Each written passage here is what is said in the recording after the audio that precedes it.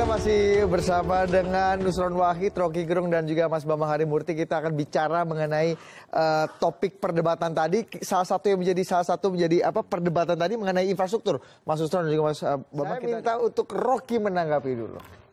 Infrastruktur ya tadi. Anda dengar kan tadi ya? Dengar. Jawaban Pak Jokowi itu juga tidak menanggapi apa yang diucapkan oleh Prabowo itu. Prabowo kasih kritik. Jokowi jawabnya sudah ada visibility studies.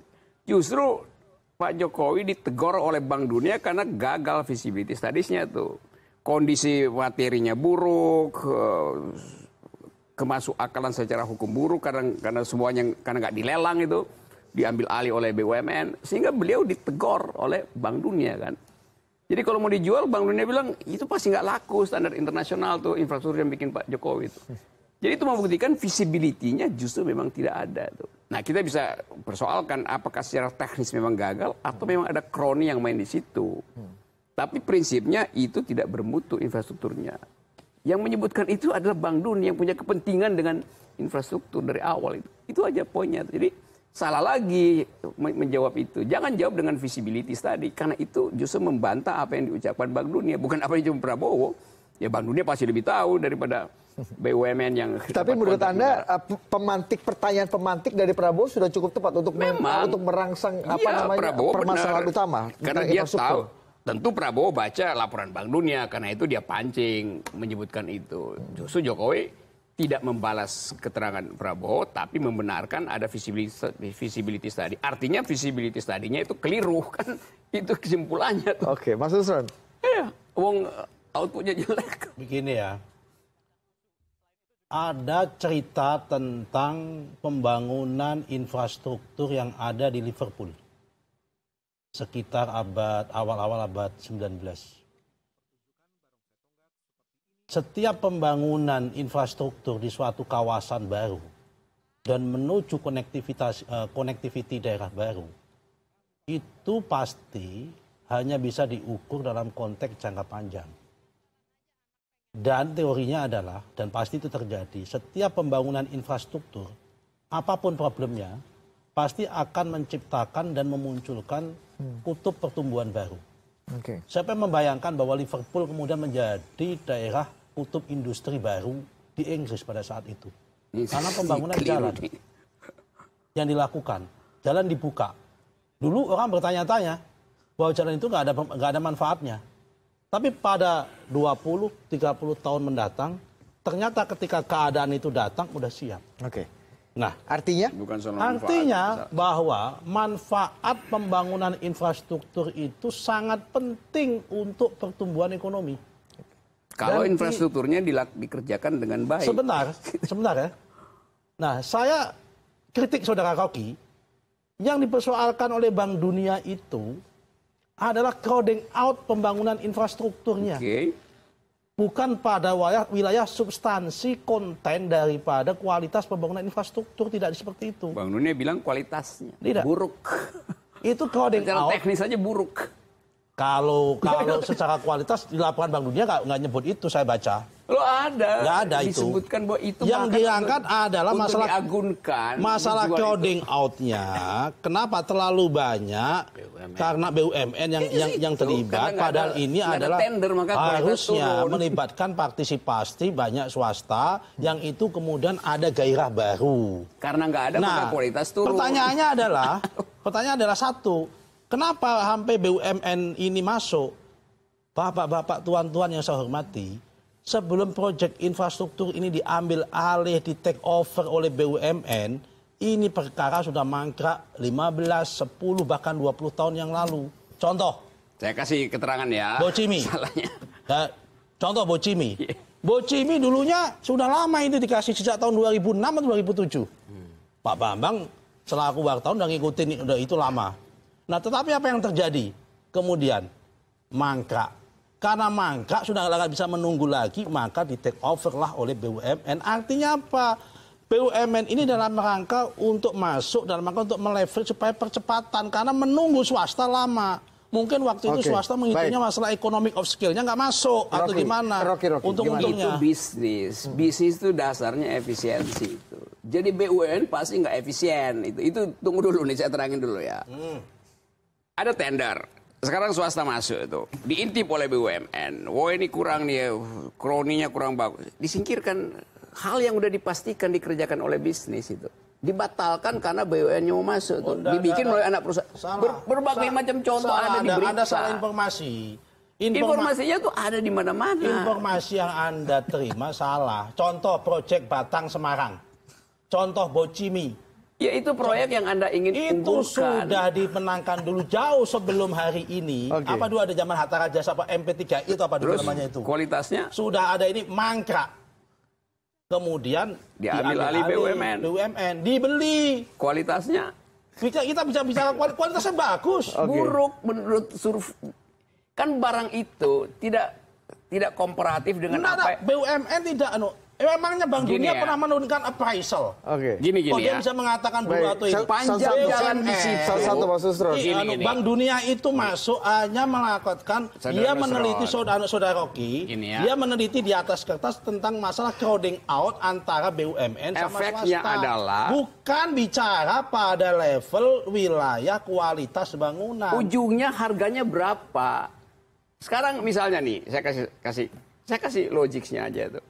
You promosikan jalan tol di Inggris, Liverpool segala macam itu tuh. Bertahan berapa 200 tahun, 140 tahun itu. Ya, benar. Sekarang dibikin proyeksi dengan panjang segitu, dengan investasi modal segitu, yang dibikin era Jokowi ini itu separohnya pun nggak nyampe tuh. Pak, karena itu perbandingan bukan dengan Jagorawi dibandingkan dengan Cipali, Jagorawi dan Cipali di dalam porsi yang sama dibandingkan dengan di luar negeri dalam skala ekonomi yang sama. Gitu kan cara berhitung. Makanya tadi ada salah satunya kemahalan, mengenai kemahalan itu juga jadi disinggung. Ini masalah debatable. Prabowo bukan appraisal. Yang kritik sendiri itu Bank Dunia itu tidak menyoroti masalah harga dianggap kemahalan, dikatakan kemahalan. Bank Dunia hanya menyoroti masalah impact yang itu crowding out dengan swasta. Ya outputnya dengan sendirinya buruk. You nggak bisa analisis itu. Buruknya di mana Bapak tuan-tuan? JK sendiri mengatakan bahwa dengan jalan semacam itu kita bisa bikin lebih panjang dengan anggaran semacam itu. JK yang dia kritik adalah pembangunan RRT menggunakan atas. Iya, sama aja dasarnya. Nah itu kan masalah pilihan. Iya. Kalau di bawah itu ada problem lahan, membutuhkan waktu lama masuk ke tengah perkotaan, di situ ada penghuni, di situ ada kantor dan sebagainya, membongkar itu butuh waktu lama. Memang ada ongkos yang kemudian di atas lebih ini. Tapi itu solusi sosial. Itu udah dihitung bahwa yang elevating itu lebih mahal. Ini hitungan bukan berita. Begini ya, Anda ini kan biasa orang paradigma. Bukan orang masalah teknis ya kan. Ini masalah teknis ya, Anda kan melihatnya jadi orang paradigma. Bank Dunia tidak melihat bahwa ini itu masalah crowding out-nya di dalam paradigma Bank Dunia. Yang dikritik itu, tapi kritik itu berefek bahwa memang tidak berkualitas. Jadi Bank Dunia menyimpulkan dengan segala macam argumen Anda tadi bahwa infrastruktur Indonesia tidak berkualitas. Begini, itu kesimpulan Bank Dunia. Budi Adiputro menyimpulkan. Kita harus break dulu. Kita akan lanjutkan perdebatannya usai jeda Mas Nusron. Kami akan segera kembali. Ya memang nggak bisa diaudit ongkos pencitraan kan. Dipaksakan untuk gagal. Macam-macam coba. Itu kereta dari bandara itu isinya 4 orang satu gerbong. Dan makin lama 20 menit, dulu 13 menit janji. Jadi ngapain diterusin gitu kan. Jadi itu soalnya tuh. Bukan berarti infrastrukturnya nggak betul. Karena itu ya betul, BHM tadi, ya pilih aja ideologinya. Kalau mau diasuransikan pada Bank Dunia, maka you akan diaudit Bank Dunia. Kan simpel aja kan. Kenapa pakai swasta? Ya Bank Dunia minta swasta. Kenapa pakai negara? Karena itu dikritik Bank Dunia. Itu soal gampang. Positioning diferensiasi ideologis paradigmatiknya. Karena itu mau state-led infrastruktur, berarti BUMN dikerakin itu, oke, soal efisiensi belakangan, yang penting public issues-nya timbul dulu, atau mau pakai tender misalnya tuh. Kalau mau pakai tender, ya Bank Dunia berhak buat kasih kritik. Jokowi pakai yang mana menurut Anda? Dari fakta-fakta. Dia pakai Bank Dunia, tapi nggak mau tender. Kan terbalik jalan pikirannya tuh. Oke, gini ya.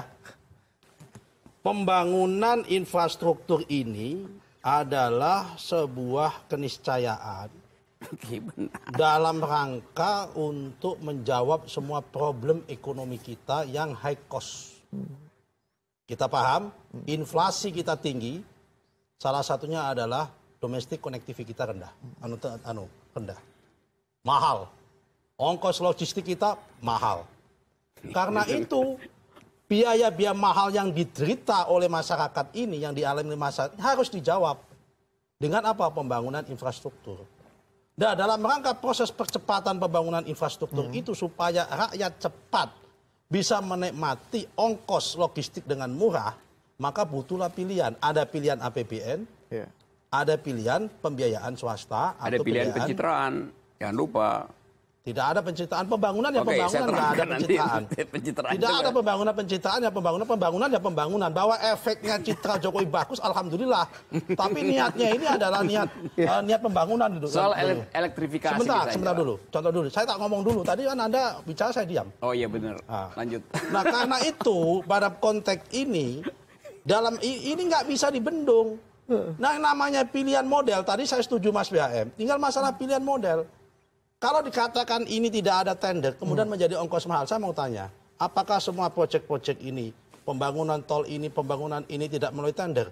Melalui tender dan semua swasta terlibat. Perkara kemudian kalah, tidak mau, kalah kemudian yang menang BUMN dan sebagainya. Anak perusahaan BUMN. Atau anak perusahaan BUMN yang udah. Jadi prosesnya sudah imparsial, udah ini sekali, udah. Sudah, menurut saya governance-nya udah ditempuh. Governance-nya. Nih sebentar, tadi saya katakan.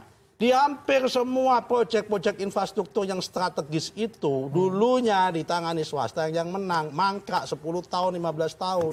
Kemudian ditender ulang oleh pemerintah. Yang menang BUMN. Yang menang BUMN jalan. Jadi semua prosedur governance sudah dilakukan. Sudah ditempuh gitu loh. Jadi bukan negara yang mendominasi, nah, kalau memonopoli. kemudian dianggap ada kalau kemahalan dibandingkan dengan swasta, dibandingkan dengan Inggris, dibandingkan dengan luar negeri dan sebagainya, Bank Dunia membuat benchmarking tersendiri dan sebagainya. Tolong dipahami, Indonesia ini ada variabel lain yang membuat ekonomi kita tinggi apa? Suku bunga juga berbeda. Boleh saya dikit ya? Iya, sebentar. Karena gini, menurut saya banyak mangkrak itu nggak bisa juga disoalkan soal BUMN swasta. Menurut saya satu hal yang menyebabkan pembangunan infrastruktur kita mengalami perkembangan baik adalah adanya Undang-Undang Pembebasan Lahan 2013. Jadi setelah ada itu pembebasan tanah bisa lancar. Sebelum itu mangkraknya rata-rata karena itu. Tambah satulah komitmen pemerintah juga. Tambah komitmen.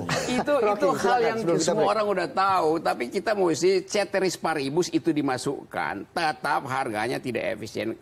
Pertanyaannya bisa ngapain BUMN bikin anak perusahaan buat bersaing dengan swasta, ngapain? Kan itu motifnya untuk menyingkirkan swasta. Kenapa? Karena di situ ada captive market, ada rent seeking itu. Jadi analisisnya bukan ekonomi makro, political economy itu. Kan begitu cara melihatnya. Kalau Anda melihat dari sisi political economy, Anda melihat ada rent-seeking, sudah bongkar aja. Iya. Oke. Bongkar aja. Ya udah bongkar.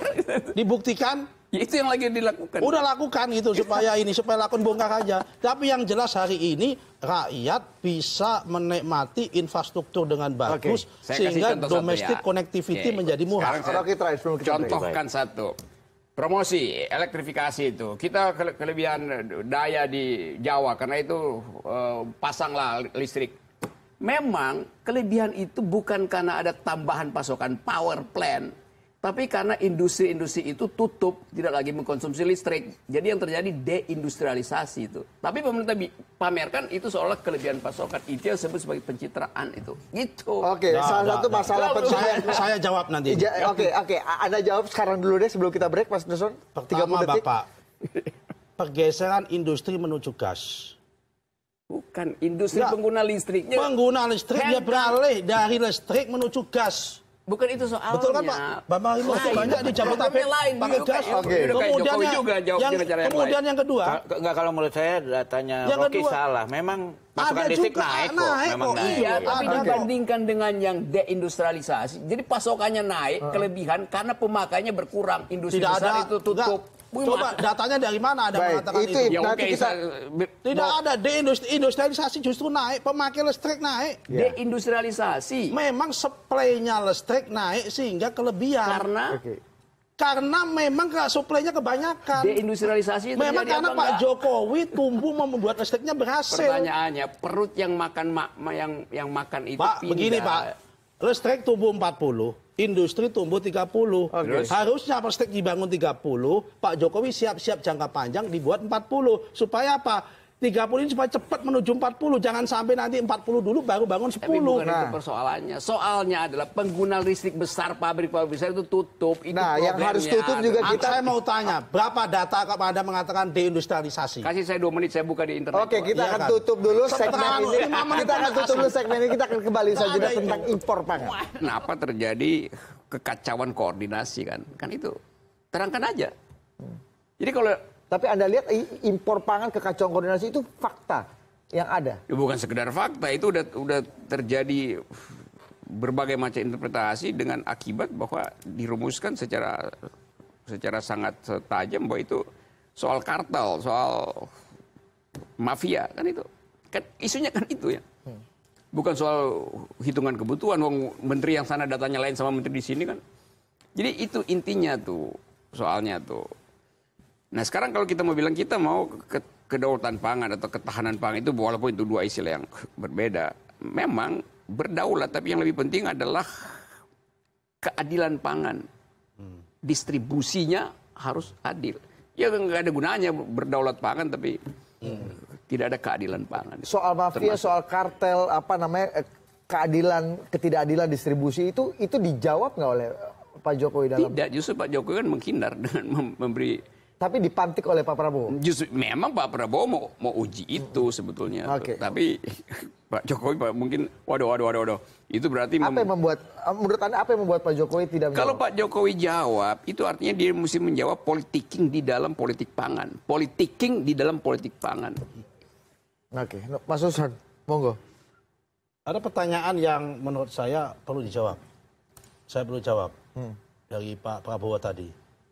Kan Pak Jokowi menyampaikan bahwa tahun 2018 ini kita surplus beras 2,8 juta dari kebutuhan. Kemudian ditanyakan oleh Pak Prabowo, kalau surplus kenapa impor? Nah, ini perlu dijawab, ya kan? Pertanyaan pertama adalah satu. 2,8 juta ini ada di mana? Ada di tangan pemerintah atau di rakyat? Nah, 2,8 juta ini tidak di tangan pemerintah, tidak di tangan Bulog, tapi di tangan rakyat. Nah, sementara pemerintah butuh. Untuk apa? Untuk cadangan beras nasional.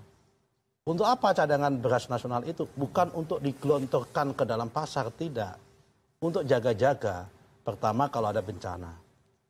Kedua kalau harga terlalu tinggi untuk operasi pasar. Untuk stabilisasi pasar. Nah ketiga tadi Pak Jokowi sampaikan kalau ada kelangkaan panen. Gagal panen. Nah siapa yang bisa membayangkan apa yang terjadi pada 2 bulan, 3 bulan mendatang pada siklus ini. Karena ada anomali cuaca dan sebagainya. Okay. Jadi intinya apa? Pak Jokowi menggunakan prinsip pendekatan tentang security food, ketahanan pangan. Jadi negara akan stabil kalau pangannya rakyat ini stabil. Jadi dia tidak mau mengambil resiko. Oke, kalau tadi yang dikatakan Rocky soal ketahanan pangan, kekacauan koordinasi, kartel dan mafia tadi. Itu soal kartel soal lain. Memang dari dulu pun dari zaman Belanda sampai sekarang ini PR yang belum selesai untuk membihanguskan masalah kartel pangan ini gitu. Dan sudah berusaha diatasi Ya sudah berusaha diatasi, tapi ini selalu berulang karena memang pemainnya itu saja. Dia mulai mengaku ya kan? itu. Kalau soal masalah itu. Kalau soal itu ini bukan masalah ini problem kita bersama. Okay. Dari zaman dulu Belanda juga ada pemainnya itu juga, dari zaman Bung Karno, Orde Baru, sampai zaman SBY juga ada. Tapi relatif kalau kita hitung impor pada zaman Jokowi jauh lebih kecil daripada zaman SBY. Baik, Rocky. Sebentar. Belum. Tahun 2011 impor kita sampai pada angka 2,8 juta. Tahun 99 malah sampai 4,6 juta ton impor beras itu. Ini nggak nyampe angka segitu. Baik, Rocky. Gini ya, sebelum saya tutup aja ya, bahwa saya saksikan tadi ada perkembangan dari debat sebelumnya itu. Tetapi secara strategis terlihat bahwa Pak Jokowi itu di-brief dengan data. Dan data yang sifatnya mencari pembenaran. Di situ kacaunya, karena orang dengan mudah bantah itu. Karena nggak ada orang yang percaya pada statistik pemerintah hari ini kan. Jadi keadaan itu membuat orang dengan mudah patahkan seluruh penampilan Pak Jokowi itu. Kan datanya dengan mudah dipatah-patahin aja tuh. Itu salahnya tuh strategi dari tim sukses. Sementara Prabowo menghindari data tuh. Dia ucapkan hal-hal yang konseptual, menggugat segala macam tuh. Sehingga susah dibantah dengan data. Okay. Jadi secara strategi Prabowo memenangkan perdebatan itu. Secara strategi ya. Karena tidak menimbulkan potensi untuk langsung dibantah gitu. Sementara Jokowi karena data langsung dibantah. Nah ini yang saya katakan tadi bahwa delegitimasi terjadi sehingga orang sinis terhadap tampilan data dari Jokowi. Karena secara keseluruhan orang akan iya you ngomong apa aja tapi ekonominya cuma tumbuh 5,1% dibandingkan sebelumnya 6, sekian. Itu artinya nggak ada gunanya pamer data. Di ujungnya kan orang lihat itu. Oke. Itu soalnya. Tapi oke lah. Ya. Kita tahu bahwa ini satu upaya untuk memperbaiki proses pemerintah hanya Rocky Gerung kali. Ya, paling nggak saya percaya, saya nggak percaya dan itu pun bisa. Jangankan kalau Rocky Gerung itu negara aja dia nggak percaya apalagi data pemerintah. Mas Bambang percaya atau tidak? Gimana?